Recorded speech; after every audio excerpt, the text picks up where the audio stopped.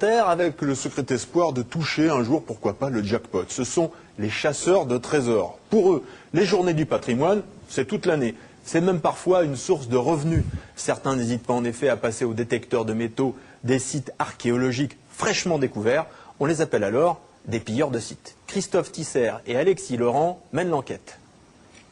Début juin, l'Institut national de recherche archéologique préventive convie la presse aux fouilles que ses équipes effectuent sur une ferme gauloise à Parville dans l'Eure. La nuit suivante, le site est massacré par des pillards munis de détecteurs de métaux et de pioches qui ruinent en quelques heures le travail méticuleux des archéologues. Attirés par des monnaies à l'effigie de l'empereur gaulois Postumus montrés par les chercheurs, ils ont trouvé dans la presse locale un plan d'accès au site qui n'était pas gardé. Ils se sont déplacés, ont observé et ont pillé, comme Jules César avant eux, 2064 ans plus tôt. Ce qui s'est passé à Évreux est parfaitement scandaleux, c'était une fouille en cours. Alors on avait justement par précaution, les archéologues étaient déjà passés au détecteur dans les zones non fouillées, donc je pense que les dégâts sont relativement limités. Les détecteurs de métaux se sont répandus en France depuis 25 ans. On estime à 300 000 le nombre de poils dans l'Hexagone. C'est ainsi qu'on les appelle familièrement. Il y a 3 mois avait lieu le championnat de France de détection en région parisienne. Si pour la plupart des utilisateurs c'est un loisir de plein air, souvent combiné avec un réel intérêt historique, il est évident que la poêle est un objet redoutable entre des mains mal intentionnées. Et c'est pour ça que la loi est claire. Nul ne peut utiliser du matériel permettant la détection d'objets métalliques à l'effet de recherche de monuments et d'objets pouvant intéresser la préhistoire, l'histoire, l'art ou l'archéologie, sans avoir au préalable obtenu une autorisation administrative. Et comme ces autorisations sont délivrées au compte-gouttes par les préfectures, personne ne les demande. Les sites archéologiques sont bien évidemment interdits à la détection, ainsi que plusieurs départements. Les manieurs de poêle ne déclarent pas souvent les objets trouvés, le matériel est de plus en plus performant, la détection de plus en plus profonde, jusqu'à 80 cm avec cet appareil. C'est une copie, c'est un moulage de Vercingétorix, tout le monde l'aura reconnu.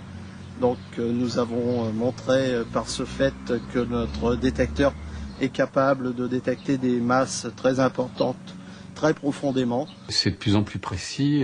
Il y a 20 ans, on distinguait même pas les métaux précieux du fer, et puis ça augmente. Donc plus ça augmentera, plus les risques seront grands. Bien sûr, c'est préoccupant. Oui.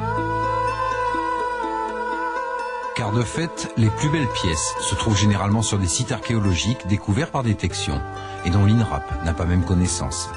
Ceux qui les trouvent ne les déclarent pas par peur du gendarme. Certaines de ces pièces intéresseraient sûrement des musées.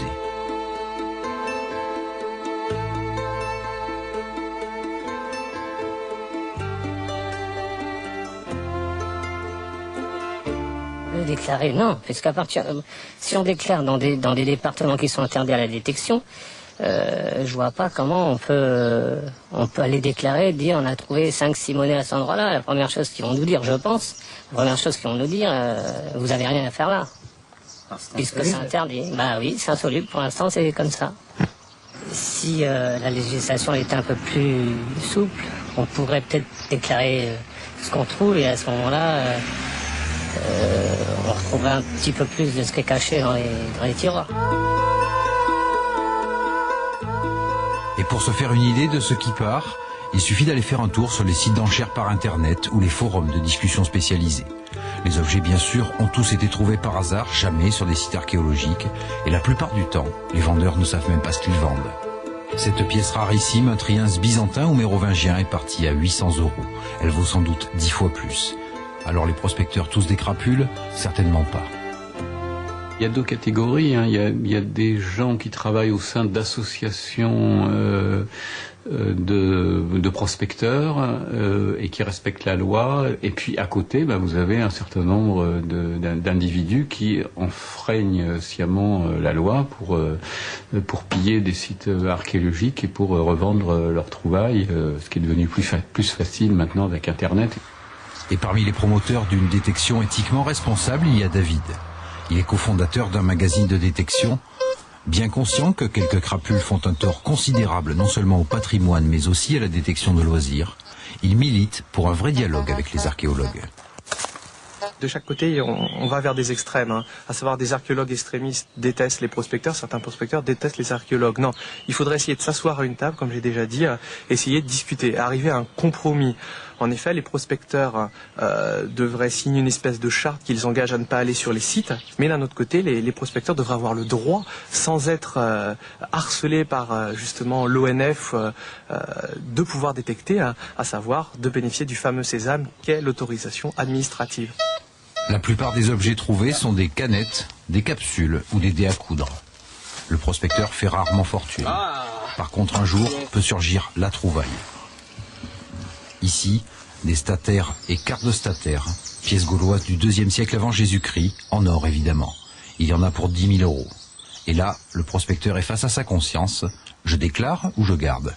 Je pense que les destructions dues aux grands travaux d'aménagement me paraissent beaucoup plus préoccupantes que celles des détecteurs de métaux. Chaque année, on aménage 60 000 nouveaux hectares du territoire français. Ça veut dire 20 mètres carrés à la seconde où on passe les bulldozers ou les pelles mécaniques. Et là-dessus, les archéologues interviennent sur à peu près 15% de ces surfaces.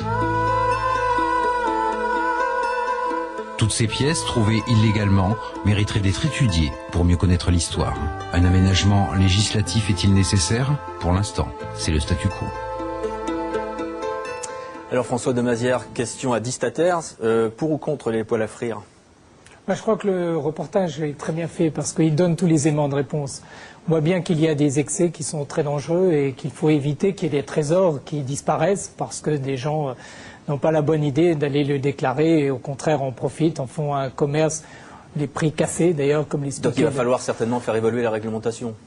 Je pense, je ne suis pas le spécialiste de la question. Le spécialiste, vous l'avez interviewé, il était là, c'était le président de l'INRAP, qui est l'Institut national de recherche pour l'archéologie préventive. Il y a certainement des aménagements à faire parce qu'il y a aussi des gens de très bonne volonté qui ont envie de découvrir des choses et au contraire de faire participer le plus grand nombre à leur découverte. Alors, on l'a abordé au cours de cette émission, il y a le problème du patrimoine qui existe, qu'il faut découvrir, protéger, etc. Mais il y a aussi le patrimoine qui se crée, qui va se créer dans le futur. Et ça, vous en êtes passionné aussi. Et vous y travaillez puisque vous allez ouvrir en mars prochain la cité de Chaillot consacrée au patrimoine et à l'architecture. C'est important pour vous aussi de se préoccuper du patrimoine de demain? Je crois que c'est essentiel. Vous savez, souvent on oppose les gens qui aiment le patrimoine à ceux qui aiment l'architecture contemporaine. Et au fond, si on regarde bien, c'est un peu un non-sens.